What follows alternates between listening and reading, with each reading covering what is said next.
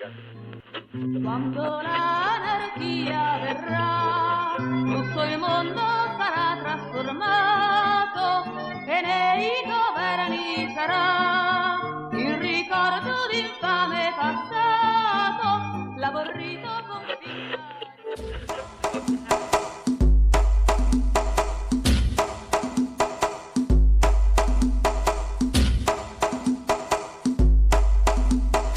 Motumbaxé, meu populacho abençoado. Aqui quem fala é o seu guerreirinho suburbano preferido.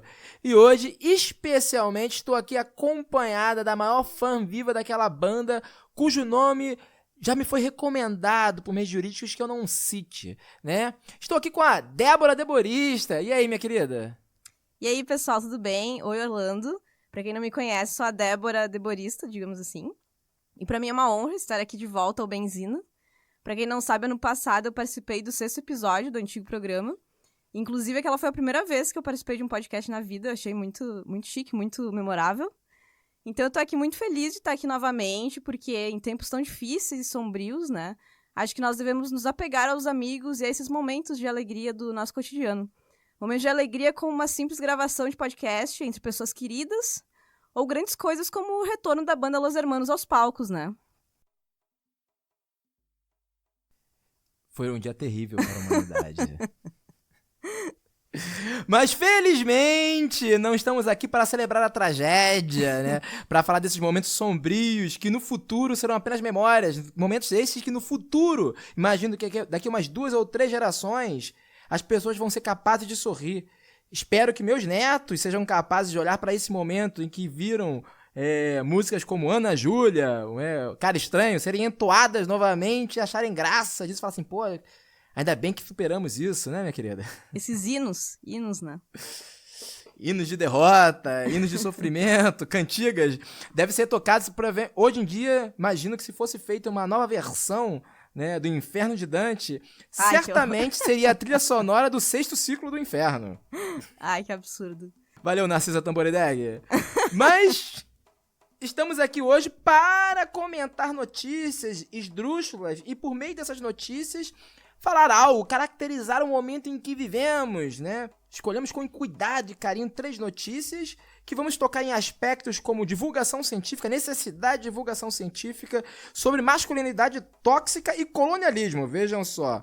Mas antes, os recadinhos da paróquia.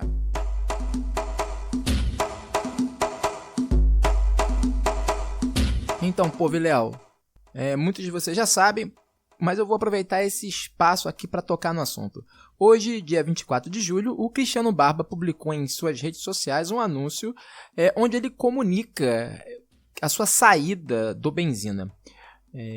O motivo alegado foi a absoluta falta de tempo que lhe atormenta.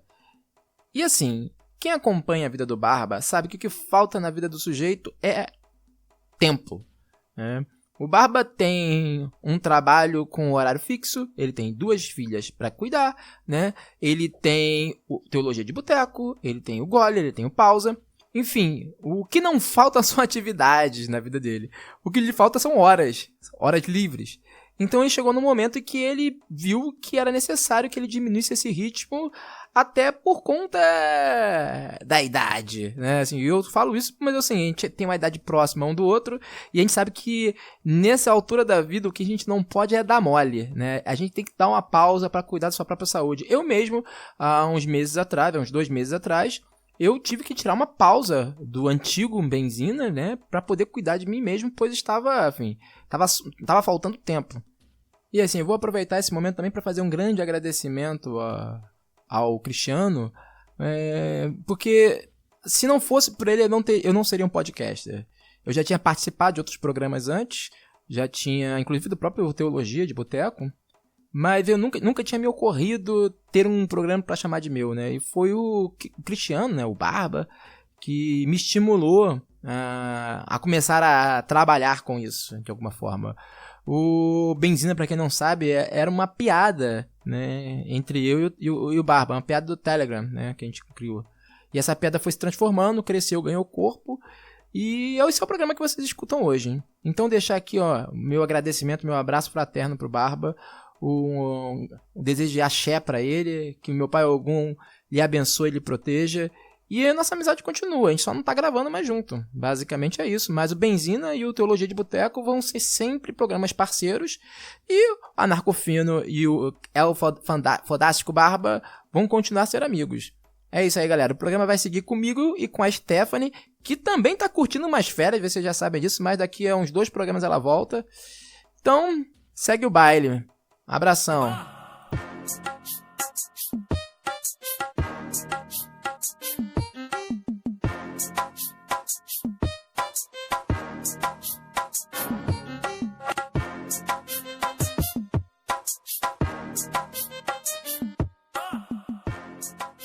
É uma notícia que foi divulgada nas últimas semanas, na dia 7 de julho, que saiu na Folha de São Paulo, que diz assim: 7% dos brasileiros afirmam que a Terra é plana, mostra a pesquisa. Aí o texto diz: uma parcela de 7% dos brasileiros acredita que o formato da Terra é plano, aponta uma pesquisa realizada pelo Instituto Datafolha no início desse mês.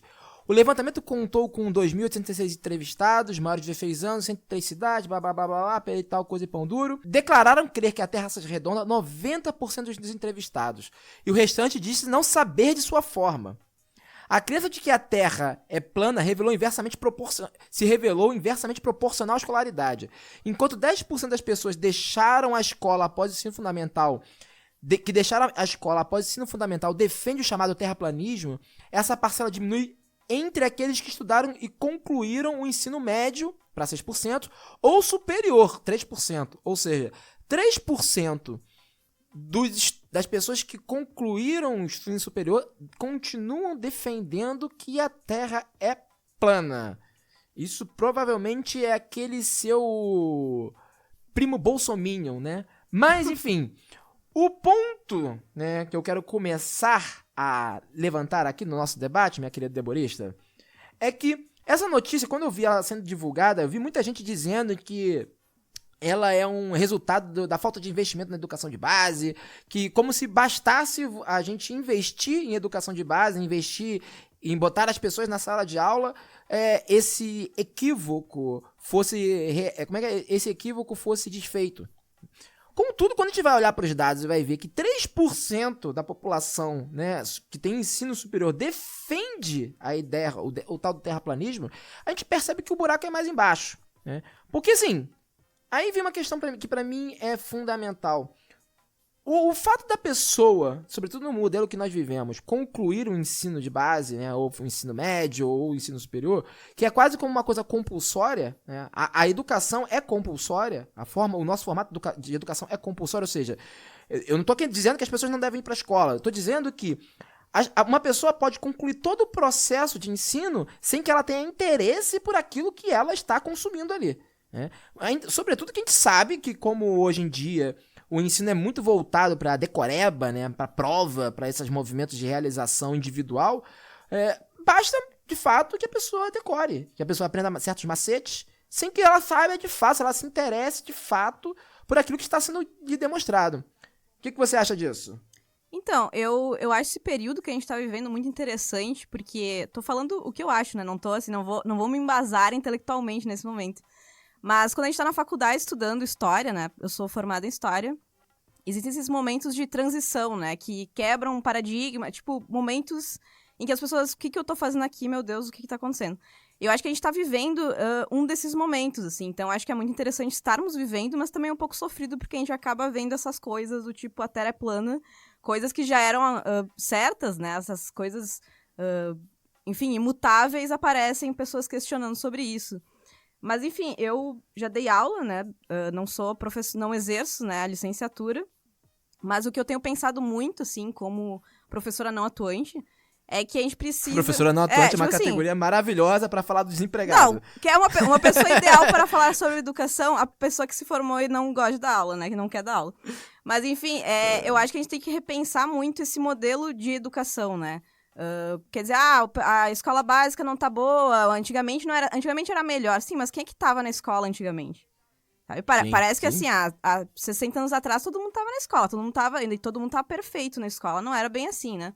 Então, eu acho que o que tem que se repensar nesse momento é esse modelo de educação, assim. Como é que a gente tá atingindo esses jovens, né? O que eles estão absorvendo disso pro cotidiano mesmo? Porque, óbvio que na escola eles não estão aprendendo que a Terra é plana. Mas eles chegam em casa, abrem a internet e tipo, será que é ou não? Sabe? É uma coisa que eu tô muito nervosa nesse momento, na real, da minha vida com essas questões de terra plana, de antivacina, essas coisas que pareciam, que pra nós são muito absurdas, né? Isso é interessante, de fato, porque tanto eu como você, né, somos professores não praticantes. Eu fui professor talvez por mais tempo, fui professor universitário durante 4 anos da minha vida, e vi isso em sala de aula, né? Eu vi coisas desse tipo em sala de aula, e assim, eu não dava aula numa unisquina da vida sem menosprezar, mas a gente sabe do que eu tô falando, dessas fábricas de diploma, né? Eu dava aula numa importante universidade daqui do Rio de Janeiro e do Brasil. Então eu via entre meus alunos algumas questões que eram de fato, que deveriam ser óbvias diante desse mundo que nós vivemos, onde a informação é amplamente acessível, né? Uhum. E as pessoas defendem justamente a direção contrária disso. E aí vem um ponto que eu acho que é interessante aí no que você falou, que é justamente essa ideia de repensar o modelo educacional, né? Eu acho que primeiro que a gente tem um modelo educacional da competitividade, onde impera a ideia de que a gente tem que competir. A gente é ensinado a competir já no colégio.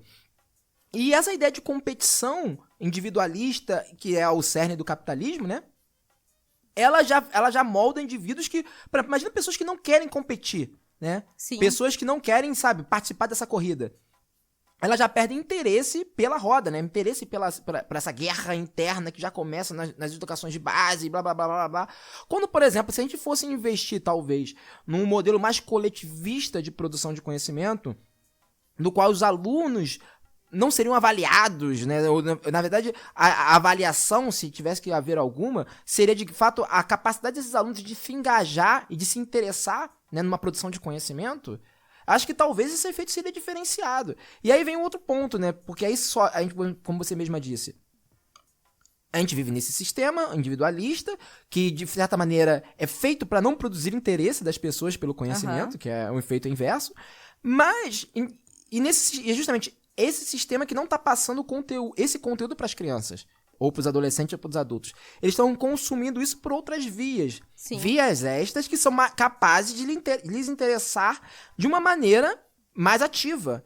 Ou seja, redes sociais. A gente tá falando de redes sociais. E também elas parecem muito mais legitimadas, né? Eu acho que hoje em dia tu vê sei lá, algum influencer falando, tu tem o teu professor chato da escola que tu não gosta muito falando. Pô, vou gostar mais do influencer falando, então acho que esse cara aqui tá mais certo. Nossa, ele tem 1 milhão de seguidores, ele deve estar certo. Sabe? Eu concordo com isso, mas ao mesmo tempo também sabe uma coisa que eu acho?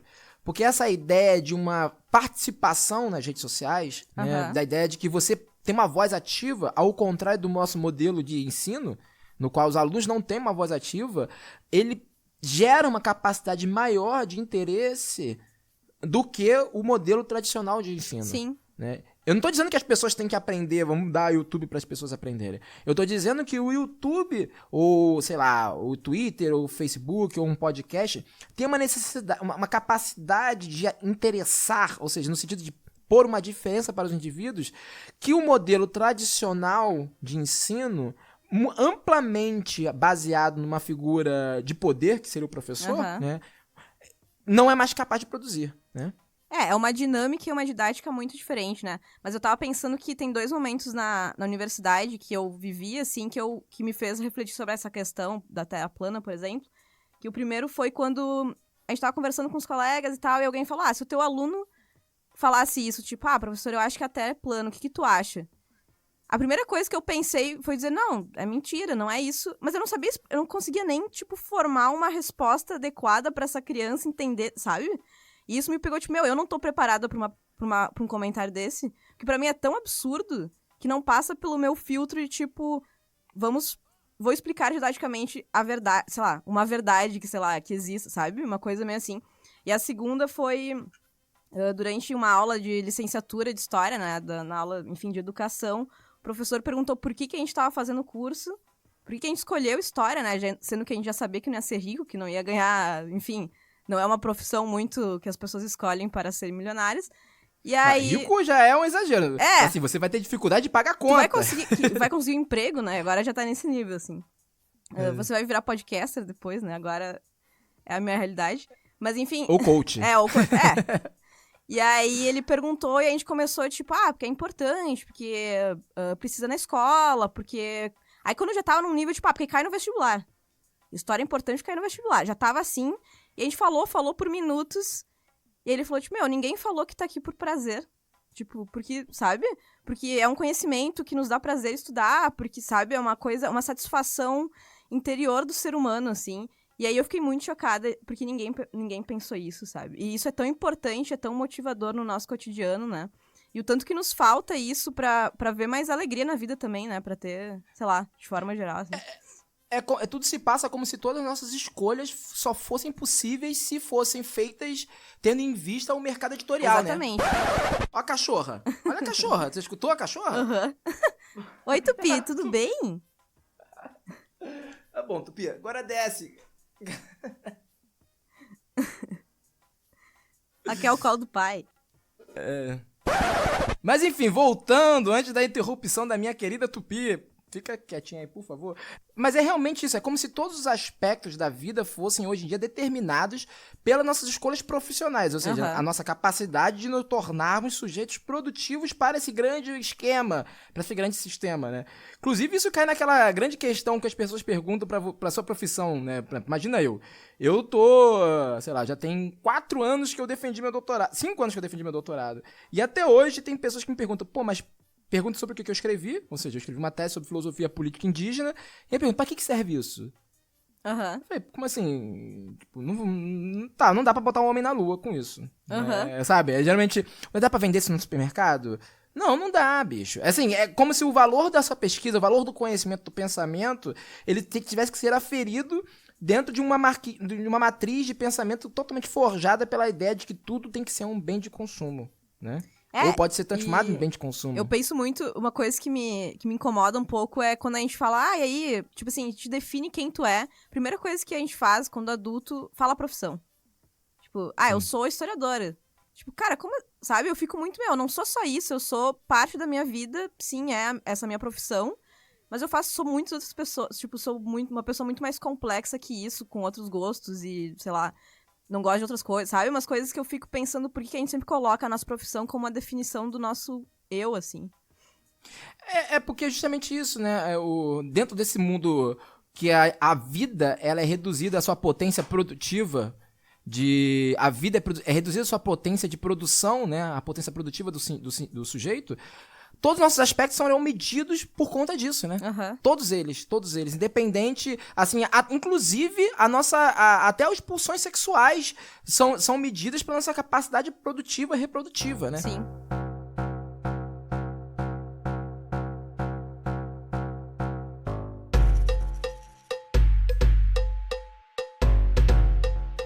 Então vamos aqui para nossa segunda notícia, que é uma notícia um tanto sombria, né? Uma notícia que fala exatamente...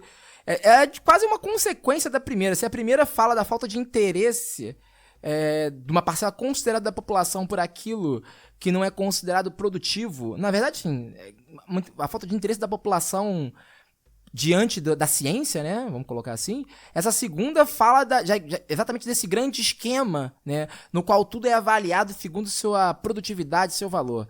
Passageiro clandestino cai de avião antes do pouso em Londres.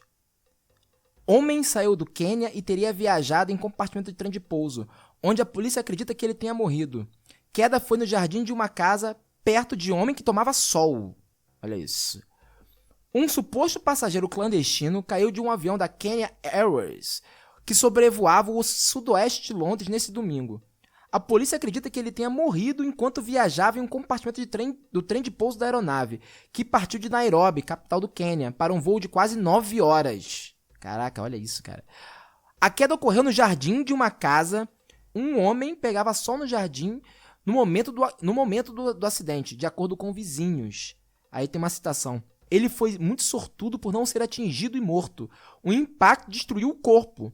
Ele nem se deu conta do que era a princípio. Ele estava dormindo e então houve um grande impacto. Uma coisa que... Quer começar a puxar daí ou puxo daqui? Não, pode começar, porque eu fiquei muito chocada lendo essa notícia e não sabia nem o que... Sei lá, eu fiquei muito assustada, assim. É muita informação sobre algo que aconteceu e esse algo já é muito bizarro. Tem uma coisa que o Melville, né, o escritor Herman Melville, escreve em Moby Dick, e o Deleuze nota isso muito bem, de que, por exemplo, Ahab, né, o baleiro, perseguia Moby Dick não porque ele tinha uma vingança, não é uma fábula moral. Na verdade, ele perseguia Moby Dick como uma espécie de fuga da desmedida de sua própria existência. Né? A ideia que eu tenho é de que o mundo persegue a besteira tal como Ahab perseguia Moby Dick como uma forma de fuga, de fugir da desmedida da vida, né? Nesse caso, para mim, a manchete ela parece ser inscrita dessa perspectiva, no qual o evento, né, que é, digamos, descrito é a bizarrice assim, um homem caiu próximo de uma pessoa que tomava sol. Né? Há uma preocupação, ainda que não muito exacerbada no texto, com aquele homem que tomava sol, mas ele é, digamos, a vítima, né, do processo. Há uma despersonalização do homem que cai, né? E não há nenhum pensamento sobre o que gerou essa situação, que é justamente uma situação de desespero, uma situação de fuga de massa, né, de migração em massa, de populações africanas ali, sobretudo, se não me engano, do norte da África, para a Europa, né, em busca de condições mínimas de sobrevivência. Assim, é uma daquelas manchetes no qual você pode desdobrar ela e começar a falar sobre, por exemplo, como no passado as nações europeias exploraram e destruíram o Quênia. Tá? Porque se não fosse nesse cenário colonialista, essa manchete nunca seria possível. Uhum. E aí, ao mesmo tempo, toda digamos, essa conjuntura tenebrosa, ela é totalmente ignorada em função do evento bizarro, que seria o quase acidente de um homem ser atingido por um corpo voador enquanto tomava sol em seu jardim. Isso é absurdo, velho. Quando eu li, assim, a matéria, eu pensei muito num texto da Judith Butler, que ela fala dos enquadramentos, né? Aquilo que a gente vê como uma foto. Tipo, a gente enxerga uma foto, maravilhosa, tô eu tomando uma cerveja. Mas o que tá por trás dessa foto, assim? O que continua depois que essa foto acaba? Né? E aí tu lê a matéria, é muito estranho, tipo, pode crer, um cara caiu e aí assustou o outro que tava ali, mas, o cara tava fugindo. Por que esse cara tá dentro de um avião, dentro de um compartimento, numa viagem absurda de, tipo, 9 horas? E, sabe, e aí, aí no final da matéria diz que não se sabe ainda quem era esse homem, né? E assim, e esse que é o ponto, né? Não há nenhuma, digamos, nenhuma vontade de saber, né? Tipo, aconteceu isso aí, pois é, mas o que levou a isso aí? Bom, aí, né, não é a questão que estamos trabalhando aqui. É esse que é o ponto, né? Assim, porque se você for falar disso, sei lá, sobre a história do que leva a isso, você vai ter que falar, por exemplo, mal da própria capital britânica, né? Vai ter que falar mal do Reino Unido. Que, sei lá, em 1890, não foi, se não me engano, que tomou o Quênia como um território seu.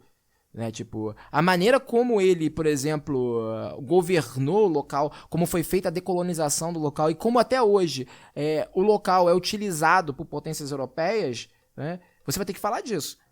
Em troco da miséria da população local.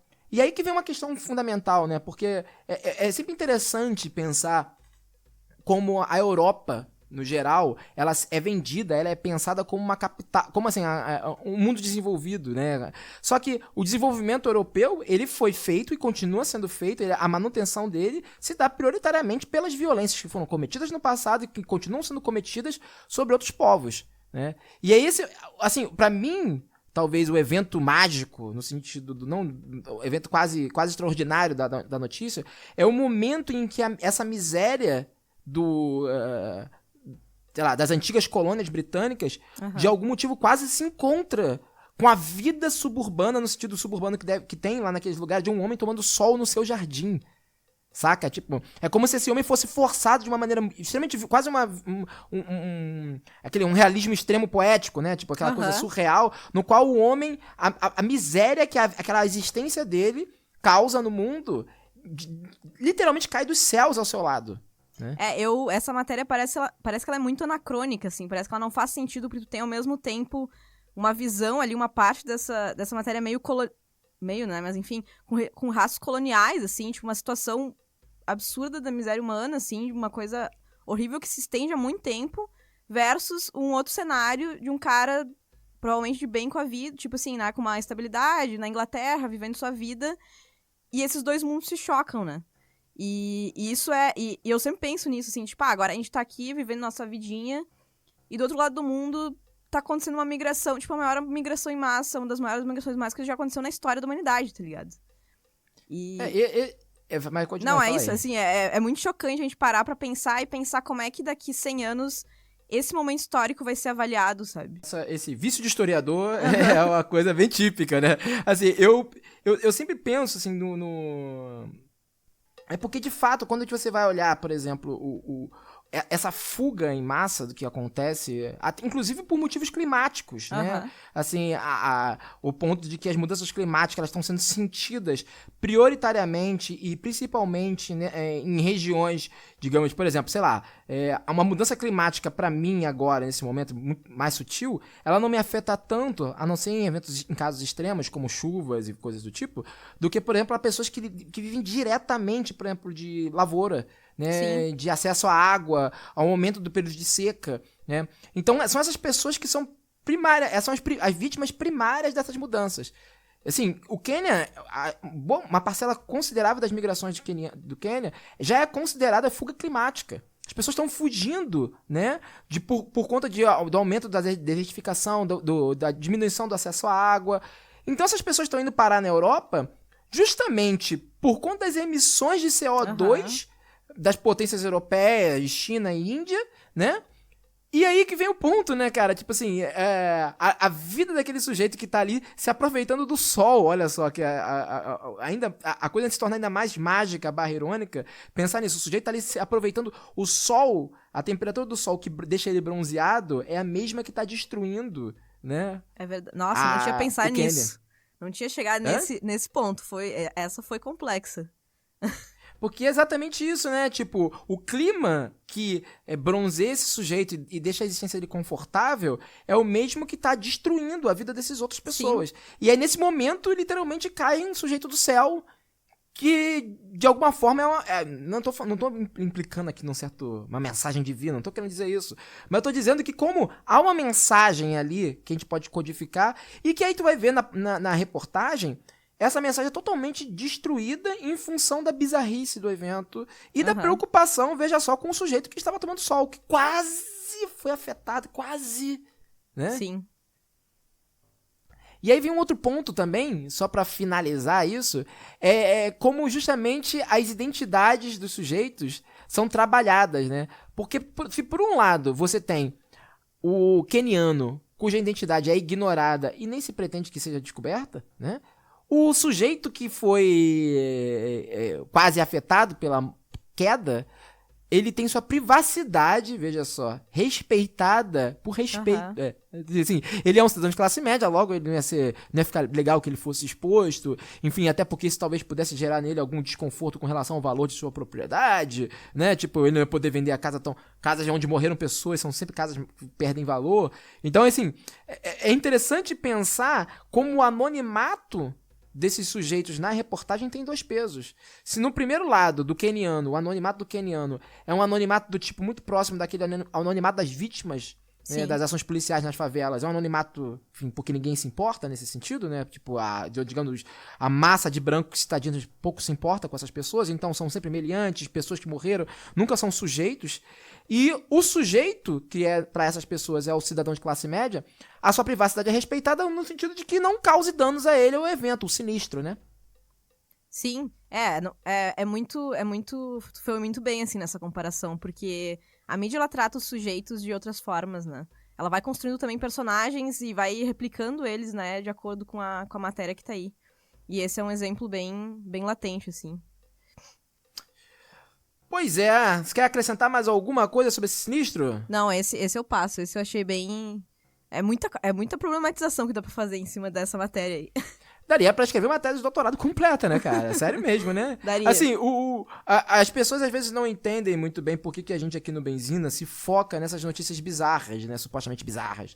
Mas é justamente por isso, né? Porque a própria, como você bem disse, a própria atemporalidade dessas notícias, né, gera uma... permite que a gente, por meio delas, caracterize o momento em que nós estamos vivendo. E no futuro, quando elas forem analisadas novamente, se é que vão ser algum dia, permite que as pessoas vejam de outra forma esse evento, né? Uhum. Por exemplo, como você mesma disse, no futuro, como é que vai ser quando as pessoas olharem para esse caso daqui a 100 anos? Né? Sim. Ou naquele caso, por exemplo, sabe-se lá em que mundo a gente vai estar vivendo daqui a 100 anos? Se é que vai haver mundo. Né? Se tiver humanidade aí, talvez, se tiver história, já é muito antropologia, meu Deus. Então é muito caminho pra ser andado, né? Mas imagina, por exemplo, lá na frente as pessoas vendo aquele dado de 7% da população brasileira não acredita em terraplanismo, né? Justamente vai ver, cara, o momento em que se vivia uma crise na representatividade científica, o momento em que a noção de verdade, as metas narrativas estavam, sabe, em crise, que não era mais capaz de interessar a população. E aí você vai, sei lá, imagina se a gente vai estar vivendo uma espécie de distopia ultra-religiosa, ultra-conservadora, sabe? Isso pode ser interpretado como um momento de virada, né? Um momento da vitória. Ou se a gente estiver vivendo o extremo oposto, que seria uma dessas ditaduras positivistas, no qual seria um momento em que nós quase perdemos a batalha para o obscurantismo e coisas do tipo. Nossa, eu nunca fiquei tão feliz em perceber que eu já vou estar morta, tá ligado? Nossa, isso é o que me mantém vivo todas as manhãs, minha querida. É que quando a coisa esquentar, eu já não vou estar mais aqui. Entendeu? Inclusive, eu, na minha própria vida, quando minha vida desenrolar, eu não vou ser o Orlando do futuro, né? Então eu morro de pena do Orlando do futuro.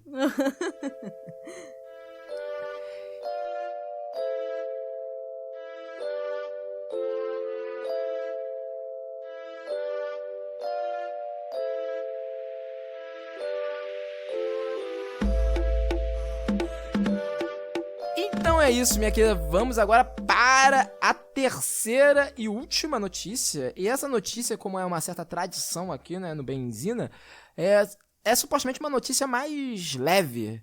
Mas ainda assim, não tão leve assim. A notícia é a seguinte: homem que comeu lagartixa para vencer a aposta morre 10 dias depois.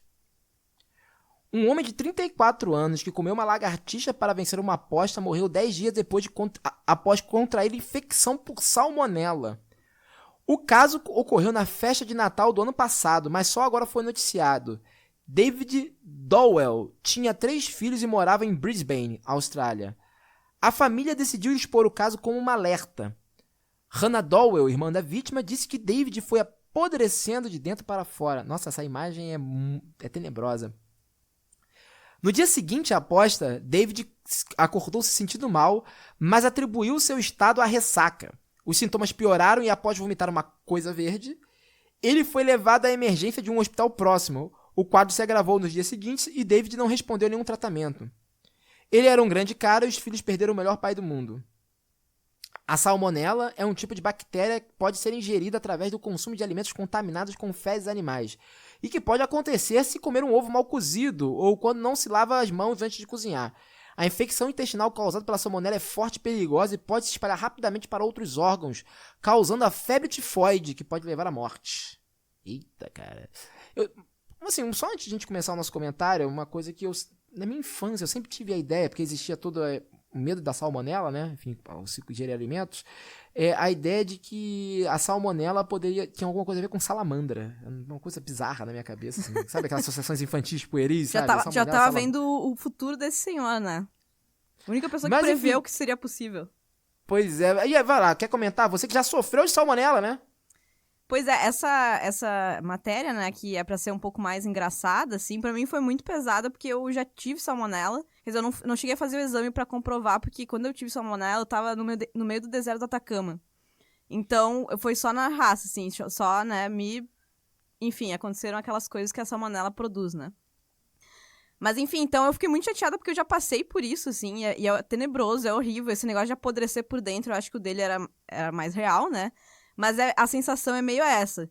E também porque eu não gosto muito de de lagartixa, assim. Eu respeito, eu sei que tem importância, eu acho bem fofinha. Eu respeito, você respeita a lagartixa. É, porque ela tem todo um negócio ambiental, né? Que ela é foda. Ela tem um negócio ambiental, ela é tipo uma ecoativista. Isso, exatamente. Aí eu acho... Militante da rede, É. militante PV. Dos banheiros úmidos. Então eu acho até ela bem fofinha, assim, mas eu não consigo ficar no mesmo ambiente que ela, assim. É tipo certas pessoas que eu conheço, sabe? Eu gosto, eu respeito, mas não vai dar pra ficar junto, sabe? Tipo algumas pessoas do Partido Verde. É tipo um militante. Você tá aqui me dizendo que a lagartixa é um militante do Partido Verde pra você. É isso mesmo? Você vai comprar essa briga aqui no programa? Não vou não. Pois deveria. E também porque, agora, trivias, né? A lagartixa tem aquela cauda regeneradora, né? Que se ela tá com medo, ela sai vazada e larga o rabo, assim. E isso é um negócio que eu não consigo entender na minha cabeça. Tipo, é muita ciências biológicas pra mim e eu não entendo. Então eu fico, tipo assim, eu não quero lidar com esse ser. Aí eu meio que fiquei bem... Assim, ó, eu tive uma certa empatia com esse moço, assim.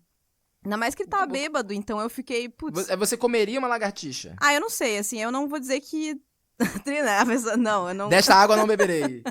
Eu não beberei porque vai que ela larga o rabo ali na hora que eu tô engolindo ela, tá ligado? E aí ia ser um Mas trauma aí, muito cara, maior. já tá engolindo ela, vai tudo pro mesmo lugar, cara. É que eu sou vegetariana também, então eu não teria como. Isso eu não faria, mas... Ela não tem um negócio verde? Cara, mas assim, tirando dietas à parte, né, e bizarrices, eu sempre o que me chama atenção nessa notícia, e eu como um homem suburbano, carioca, eu conheço bem essa instituição, a instituição da aposta, né, a constituição da masculinidade via aposta. É como se, é sempre impressionante, né, como que há uma necessidade, uma verdadeira pulsão dos machos de constituírem a sua própria existência, né, atrelando a um desafio potencialmente letal.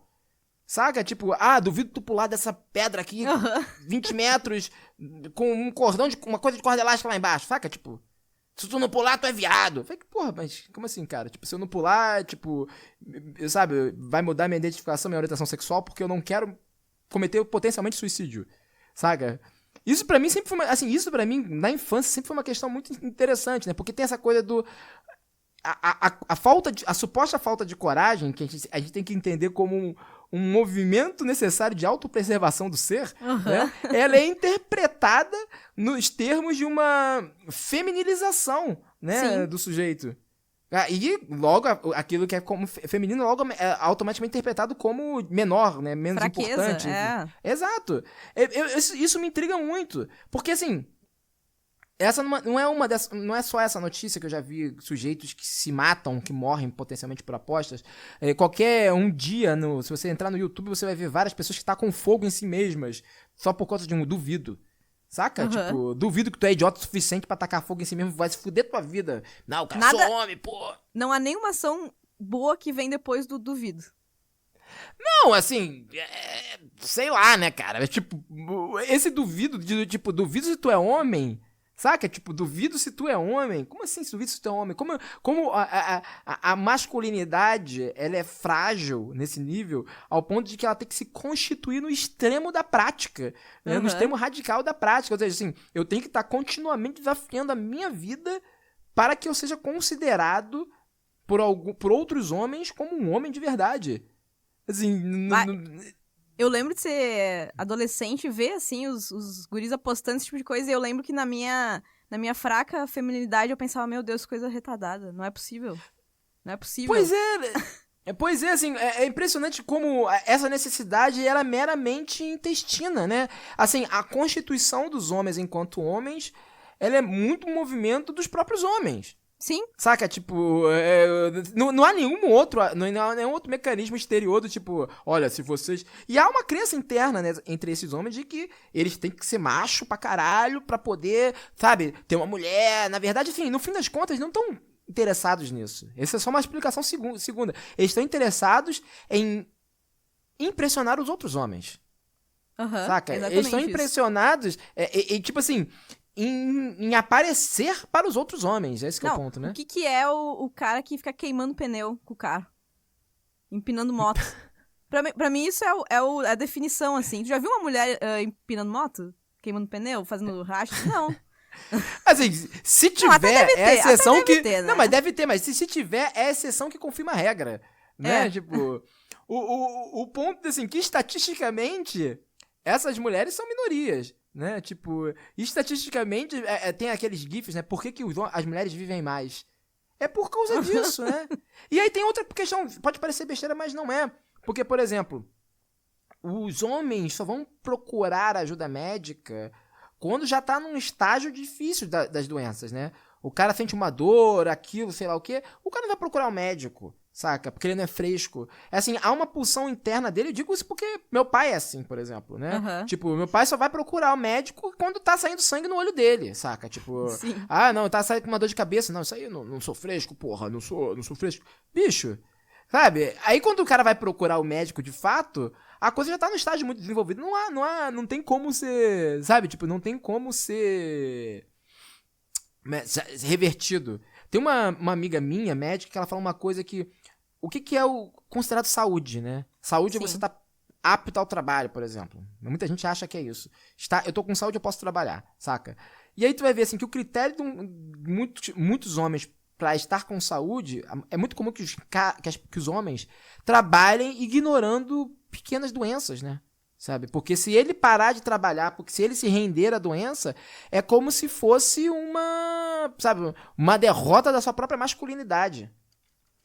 E também tem muita ideia que, tipo, o que é ser um homem honrado, um homem bom, né? Isso aí, eu trabalho muito no século XIX, então a gente trabalha com esse conceito do homem honrado, a honra masculina, ela vem do trabalho, né? Enquanto Olha a honra só. feminina, ela vem sei lá, de ser fiel, de ser uma boa esposa, uma boa mãe, né? Então, é isso que define um homem ágil, né? Um homem, enfim, na sociedade em si. Claro, agora não mais, né? É muito diferente, hoje em dia tá menos, né? Nesse extremo, assim, mas ainda a gente leva essas coisas, né? Sim, porque você tem toda uma atribuição do homem como o provedor, né? Sim, eu gosto muito de um exemplo, assim, ali do século XIX, de um dos códigos criminais, não, do Código Penal, agora não vou lembrar o ano, acho que é de 1889, não lembro o ano, mas enfim, que a traição, né, o adultério, ele era crime, e ele era crime só pra mulher. Se a mulher traísse o homem, ela, né, tava infringindo as leis.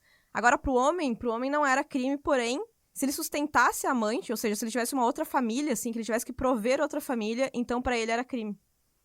Então Olha só. é muito essa ideia, assim, tipo, o âmago, assim, do homem é ser o provedor, né, na sociedade, Sim. assim. E isso é muito problemático até hoje em dia, que a gente carrega isso pra vocês, assim, que, daí o cara tá ganhando menos que a esposa, sabe? Aí rola essas inseguranças de tipo, não tô conseguindo fazer o que eu deveria fazer, ou tipo, não consegue um trabalho bom. E acho que isso é muito problemático pra masculinidade e pro bem-estar também dos homens hoje em dia, assim, né? Você tem aqueles casos clássicos, né? De o cara que vai à falência, né? E ele se mata, Sim. mata os filhos e mata a esposa porque ele tá desempregado, porque aquilo é a destruição dele enquanto indivíduo. Uhum. E de todo o resto, né? A vida dos filhos e da mulher são meros artefatos da existência dele, né? Tipo, elas são Sim. subsumidas à sua própria existência, enfim. E já que ele não é capaz de prover, toda aquela linha é, digamos, dispensável, né? Tipo, O fracasso na aquele carreira profissional é muito pesado, assim, né, pros homens de forma geral, eu acho. E, claro, hoje em dia pras mulheres também, né? Enfim, mas é um tema bem, bem problemático, assim. Porque porque a única existência, se você imagina, se os sujeitos, né, se os homens, eles são produzidos pela nossa sociedade para serem provedores, sua única função é ser capaz de prover alguma coisa, logo quando eles perdem essa capacidade, eles são considerados inúteis, né? Uhum. E aí interessante que a gente volta pro tema que a gente abordou lá atrás, na primeira notícia, sobre o que vale, né? Quanto vale um conhecimento, né? Sim. Sabe? Tipo, que é basicamente isso, né? Imagina, assim, a gente vive num mundo onde as pessoas, a experiência subjetiva e a experiência de vida, ela é condicionada a uma noção de valor, uma noção de produção. Ou você é capaz de produzir, ou você não é capaz, ou você é completamente, sei lá, inútil. Né? Se o conhecimento que você produz é inútil para a sociedade, é considerado inútil, logo você é um inútil. Tu é um fracasso. Entendeu? Isso é interessante para pensar como é que isso vai se desdobrando, por exemplo, nessas categorias extremas de um sujeito que tem que, sei lá, que tem que quase se matar, né? Viver no limiar, porque essa jornada de trabalho, você tem que quase se matar, né? Para poder, você tem que sacrificar para poder existir, para poder ter algum valor na sociedade. E aí vem olha como é que a gente combinou sem ser querer os três assuntos. Porque você vai conseguir pegar, por exemplo, por que a vida daquele queniano é considerada tem um valor menor do que a vida daquele sujeito que estava tomando sol. Porque da perspectiva, né, do mundo em que nós vivemos, o sujeito branco, inglês, que pode tomar sol, vale mais, pois ele é capaz de produzir mais valores do que o queniano fugitivo, né? Sim. Não, e com essa conversa, né, de meritocracia e tudo isso, a gente volta também pro assunto da música O Vencedor dos Los Hermanos, que trata Pelo amor de exatamente Deus. disso. E assim encerramos o programa. Tá tarde demais.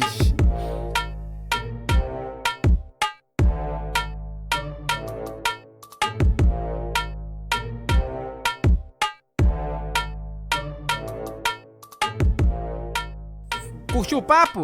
Gostei. Se eu falei alguma coisa errada, citação de livro, eu citei a Butler. Tipo, o que eu fui fazer? Por que eu fiz isso? A pessoa fica empoderada, né? Ela Você acredita tá muito ferrada. no potencial quando tá com o microfone na frente, né? Perdão, galera, não é isto. Você tá ferrada.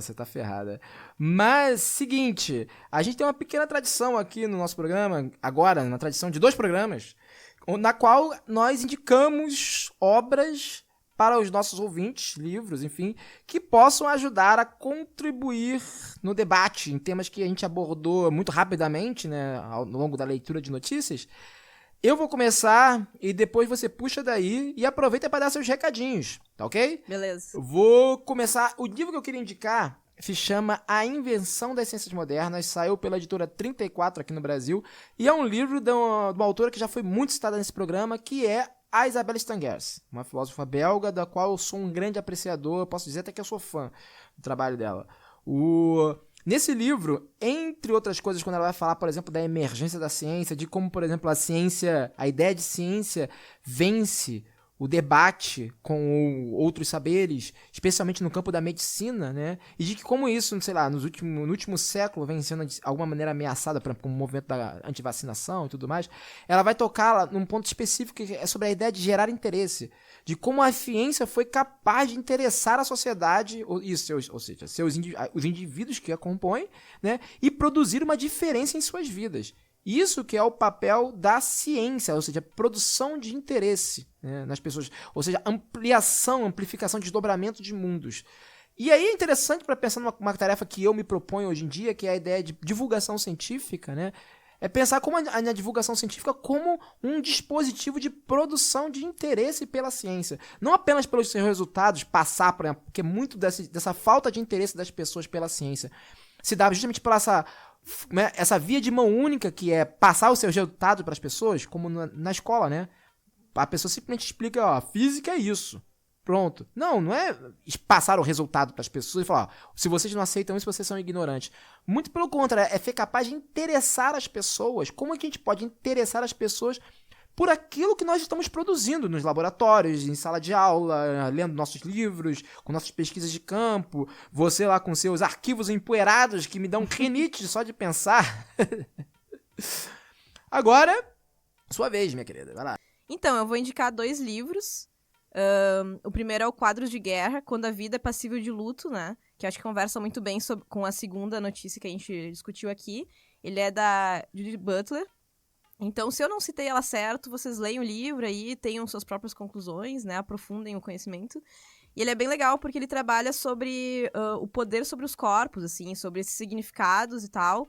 E também ele trabalha muito sobre violência, gênero, tem várias discussões bastante atuais e bastante profundas, assim, sobre a nossa... que vem no cotidiano, né? Eu acho um livro... Eu gosto muito dela, então sou meio suspeito pra falar, mesmo não a entendendo muito bem. E o segundo livro se chama Introdução à História Pública. É os organizadores do livro e organizadoras. É a Juniele Rabelo de Almeida, a Marta Gouveia de Oliveira Rovai. E E ele tem vários textos, né? Ele é um compilado, assim, com diferentes autores, mas um deles fala sobre divulgação científica em História e Ciências Humanas, assim. É jornalismo e divulgação científica em História e Ciências Humanas, o nome do texto. E é da Valéria Dias, assim. Ele é bem bacana porque esse movimento, né? Essa história pública que está surgindo um novo pensamento sobre como passar a história para a população, assim, como fazer história com o público, através do público, enfim, é uma discussão que está bem alta dentro do campo da história, mas é que ela é muito pertinente para pessoas de outros campos também, assim, porque ela é muito, enfim, ela é muito multiprofissional, assim, é bem interessante. E por fim, então, minha última dica, muitíssimo valiosa, é ouçam, indiquem e compartilhem o meu podcast, que é o Atrivialista. Ele é um bebê recém-nascido, nasceu semana passada, mas, claro, agora depende de quando vocês vão escutar isso, então talvez ele já tenha até acabado. Mas, enfim, ele está disponível em todas as plataformas digitais. Ele está na primeira temporada, vão ser 6 episódios, e é um podcast sobre trivialidades históricas não triviais, assim, histórias que não estão nos livros, que a gente não aprende geralmente na escola, e que são mais individualizadas, mas que são muito legais para entender um contexto histórico, os seus personagens.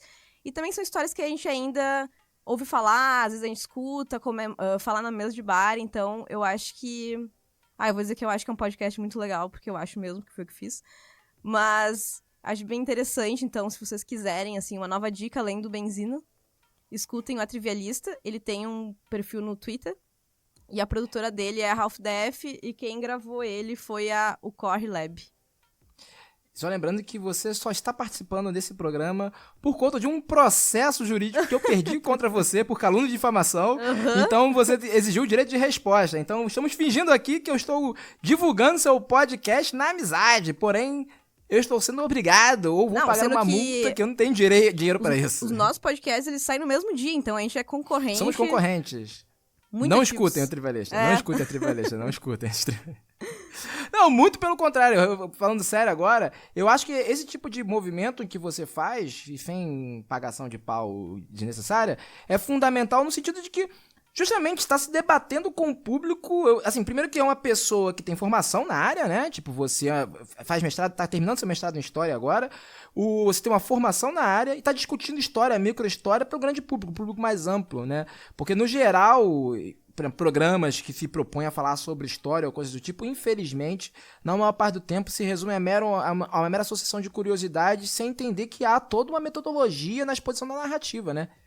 E há uma trivia nisso, né? Que era para eu ser o segundo episódio do programa. É verdade. A gente gravou, mas assim, foi uma gravação muito engraçada, porque Orlando esqueceu perdeu a gravação, eu não sabia o que eu tava fazendo, só tinha 5 anos de idade, fazendo podcast tudo errado.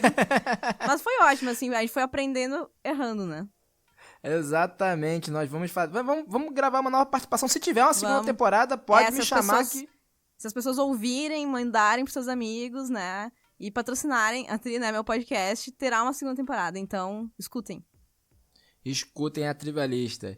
E é isso, meu populacho. Lembrem-se, nunca foi sorte, sempre foi Exu. Seu Gastão, faça o favor de me trazer depressa uma boa média que não seja requentada, um pão bem quente com manteiga.